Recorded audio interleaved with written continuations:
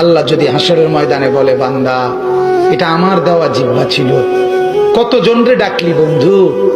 আল্লাহ যদি বলে, বান্দা আমার এই জবানে আমার নামটা কি আমি একবারও শোনার অধিকার ছিল না?